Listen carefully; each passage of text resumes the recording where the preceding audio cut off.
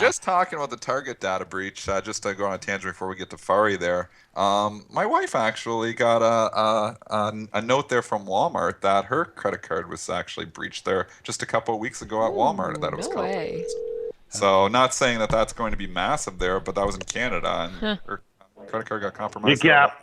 Nietzsche. Kneecap, there it is. There it is. I Whoever's thought been for a moment you guys kneecap. would fall asleep. What happened to you guys?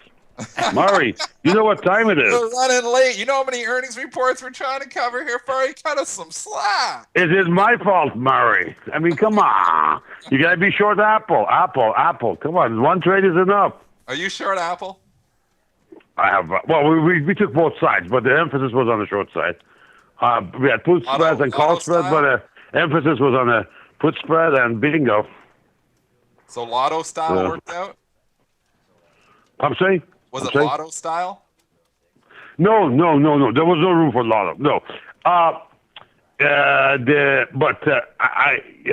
was a little bit too conservative, to be fair and upfront. I was a little bit too conservative. I could have made bigger killing, but you know what? I'm just hitting singles on doubles. I'm very happy. I've had a pretty good earnings season. Couple of items we've missed, but we've had fairly good high rate of hits, and so far singles and doubles are working for me pretty good. I'll probably save a lot of for maybe like a Tesla or Amazon. You know, Apple just because of its walls on price does not lend itself in there. You know, the lotto's got to be multiples of hundreds and high volatility. You know, we just Apple is with a 19 or 21 vol. It just doesn't lend itself. What do you got going? What did you put on in Apple, and how you gonna massage it today? You a little longer term? Gonna let it I'm just ride? going to cover it. These are August. We bought August put spreads, and a little bit out of the money. Yeah, we don't try and buy anything in the money because it just you don't need you don't. It actually takes your potential bang out of the way. Because as you know, you got to put more money in, so you got but the delta is higher.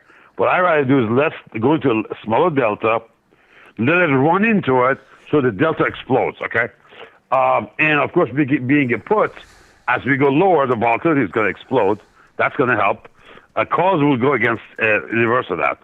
On the call side, we bought smaller, and a couple of we thought that was the less likely, so we went a couple of strikes higher.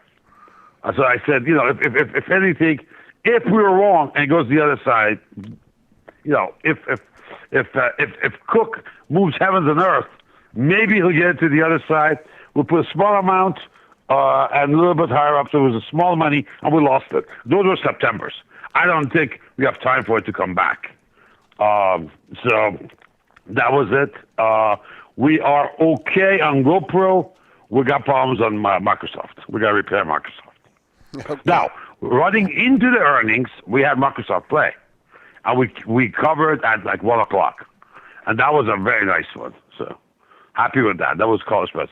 But now, again, I like the title of your tweet this morning about what's behind the earnings and what's inside. If you dig in, I think Microsoft is not as bad as everybody thinks.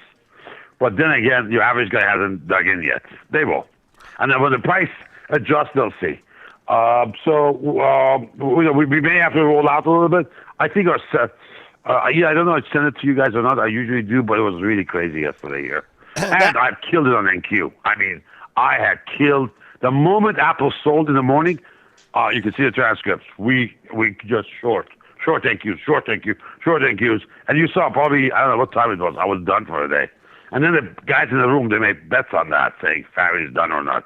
I said, I'm done for the week. And, Peter started putting bets on that. Okay. I don't think so, General. I think you got to go back in there. And then I did go in a couple of more trades. Now, when you do a day like that, it's much easier to play the options because you're taking house money. So I'm making money on the house money, right? Did you make enough money to buy my it. lunch? Did you make enough money to buy my lunch yet? Yes, we've got. Yes, as a matter of fact, I have 2 forward controllers from the Navy. USS Vincent, they're in town for a visit. They're looking for you. These are the laser designators. You've been They're saying trying that. to find you. The moment they find you, we have deliveries. And the case, we ordered a special casing. These are 500-pounders, so you're gonna have a lot of soup. Yeah, I mean, Just- and, yeah, just to be- you protect gotta be that near a window, cardboard that's all. boxes, to protect those soup you sent me in cardboard boxes. No, I'll find. No. All kidding aside, I'm going to find a very nice dive, the best dive available in the Detroit. Yeah. And make sure there's there's disinfected and clean and all that. I will send you some fresh soup this time. No MREs this time. No MREs. And I send you lobster bisque from well, Shaw's you're a classy Crab. guy. I You're know. a classy I know. guy. I said that. Okay. Me, Fari, I'm just Fari, full-time immigrant. Fari, let me rein you in here for a second, okay? And go a little bit longer term. We're talking about a lot of individual stocks here. But, I've been following your calls, and, you stood out in the dearth of the Greek crisis, and you took a long position, and you lightened up, maybe a little bit ahead of the top here, but you certainly caught a good portion of the move. What were you looking at? What made you? I mean, we went up in double top. Are you talking about the market timing call I had, Yes, or are you yes. talking about Microsoft? No, I know about your Microsoft timing. No, I'm talking about. You're talking about the general market, you mean? Yeah. Did you send out? That was okay. That was actually sure. We did have, as you know, we do this market timing webinars every month, right before non-farm. Things were lighting up slowly. I think it was right before the last non-farm, right? About June-ish. So I showed some charts in the webinar. It's recorded. I said, guys, most likely it looks like we're pounding this thing down. I've been short. I've not made much money on the short side, but sometimes you have to fold and think about it. This is the max you're gonna get. You better get on the other side. But I'm looking for like several indicators. One of them is a proprietary SP2. One of them is number of names of SPX above 20 days moving average. That number should drop below a certain level. I forgot what the levels on my charts, but we have a horizontal line which we don't move because you don't want to have your music shares with your indicators. I'm going there right now. I said that has to get down. I think it's around what is this? Oh, this is the percentage. Yeah, the percent has to be 25% or lower, and we hit something like we hit what was this number there? We hit about 13, so it was really low. Let's see. Then I also use the stock RSIs, which for 12, 24, and 48 time, look back period. Stock RSI is a stochastic RSI, something that it's actually in Chanday's book, Tushar Chanday's book. But I finished it. I finally sat down one day and said, I'm going to program this thing. Because I like what his work is. And so I wrote it for a trade station. A bunch of people wanted it, gave it away. Let them have it. I don't care. The issue is usage, not the code itself. The practice, not the theory. And those were lining up also going to below 20. And you want between 20 and 10% before you pull the trigger. So they're all lining up. And then more than anything else, look at SPX. It was coming to 200 bar. We saw it on the 29th. And then it went back up. It was LBR, flat pattern. That's Linda Rashke's flat pattern. And then it penetrated it on the 8th. That was it. And so I set my alarm to see what the Europe opens. So I got up here around like 1:30ish, open Europe, Chicago time. 2 o'clock it opens. I look at the numbers and that's it. Send a call in. Because with Timer Digest, you have to be there like before 3 Chicago time, 4 o'clock New York time. It has to hit their servers. So they count it. And they worked on the close of SPX. And so there our count started. What I didn't expect is the speed of the run-up. And then the other part I was using, you probably see it on my evening reports, VX Futures Spread, which, by the way, Siebel wants me to write a report on it. This is a VX spread, not the gas. This is VX Futures. If you look at the spread, at least you need 3 months or more. Because if you get too close to each other, you won't see the results. They're too close. You open them up, then you get a juicy number. Then you want to plot that. Don't move it around. Plot that and put a moving average on it. When this number gets huge, like 2%, 3%, that's where your thing is. That's where the top is, which we are now. As it rotates and starts to go to zero, you guys should be ready for buying it. When it hits zero, you buy. Well, that night, it hit a little bit over zero. So it's a preponderance of evidence, Joel. You know how I think. I don't go to one indicator. Okay, Never so that's one what's indicator happened works. here. So far, now that we've got the Apple report, now we had a disappointing Apple report. We had a disappointing Microsoft report. A couple other reports weren't that great here either. SP futures a little bit of a tech wreck here this morning.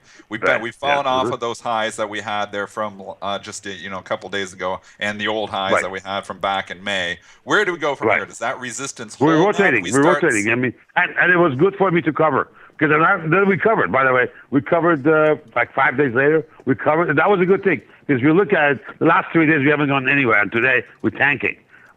Market says, hey, we're rotating. Here's the issue. Are we going to run a market of stocks or a market of a single stock? You know, that's a comment that Brad Sullivan wrote last night in his views. That is this whole thing is Apple? That's a good test today.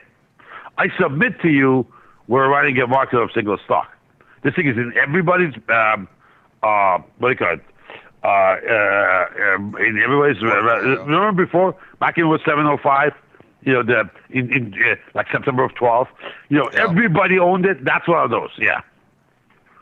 So that has to work itself out. You got to settle something between Dennis and I here. The pre-market low in Apple is 119.20, and the low of the start of the move, the whole move, was 119.22. We hit that. We took out the 200-day moving average. Everyone got correct. All right. So Dennis and I got a lunch bet, and we were honest on. You guys betting on everything? Yeah. This is Joel. Joel bets on everything. He has a gambling problem. I mean, everything walks he bets on. I see. Okay. Bets on the bets. Two-legged, four-legged, whatever he bets on. Oh, I love the pony. No discrimination at all. Okay. So what do you think? Do you think the pre-market low of 119.20 is going to hold up today?